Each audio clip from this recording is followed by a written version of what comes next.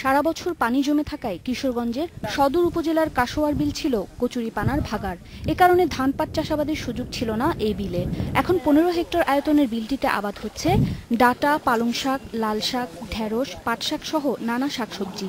গত বছর থেকে পরীক্ষামূলকভাবে এ নতুন পদ্ধতির চাষাবাদ শুরু করেছে কৃষি সম্প্রসারণ বিভাগ। কৃষকরা বলছে, নতুন পদ্ধতির চাষাবাদে রাসায়নিক সার অথবা কীটনাশক দিতে হয় না। এতে কৃষকের খরচও কমে গেছে। এই কৃষি বিভাগের সহযোগিতা পেয়েছি, আমরা নিজেও উদ্যত হয়ে এগুলি করছি, করার পর আমরা বেশ লাভবান হয়েছি। কচুরিপানার উপর চাষাবাদের কারণে মাছ চাষও হয়েছে সহজ। এতে কম খরচে একই সাথে মাছ ও সবজি চাষে আগ্রহ বাড়ছে।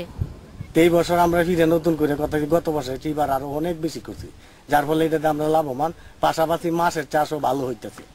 এ ব্যাপারে এগিয়ে এসেছে স্থানীয় কৃষি সম্প্রসারণ অধিদপ্তর। তারা স্থানীয় কৃষকদের নিয়মিত প্রশিক্ষণ সহ দিচ্ছে নানা পরামর্শ। ভাসমান সবজি ও মশলা উৎপাদন প্রকল্পের আওতায় এখানে আমি প্রশিক্ষণ গ্রহণ করি কৃষি সম্প্রসারণ অধিদপ্তর থেকে। তারপরে এখানে আমি চাষিদের প্রশিক্ষণ দেওয়া। জেলা প্রশাসনও দাবি করছে, এরই মধ্যে জনপ্রিয় হয়ে উঠেছে নতুন এই পদ্ধতি।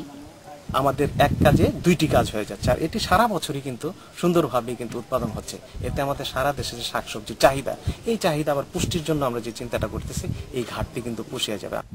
শুরুতে জেলার একটি বিলে এর শুরু হলেও এক বছরের মধ্যে তা ছড়িয়ে গেছে মারিয়া বিল, শোলমারা বিল, গালিনগাজী বিল সহ নানা এলাকায়। এবছরই জেলার 101টি বিলে শুরু হয়েছে নতুন এ চাষ পদ্ধতি। উমন নাহার আজমি, ইন্ডিপেন্ডেন্ট নিউজ।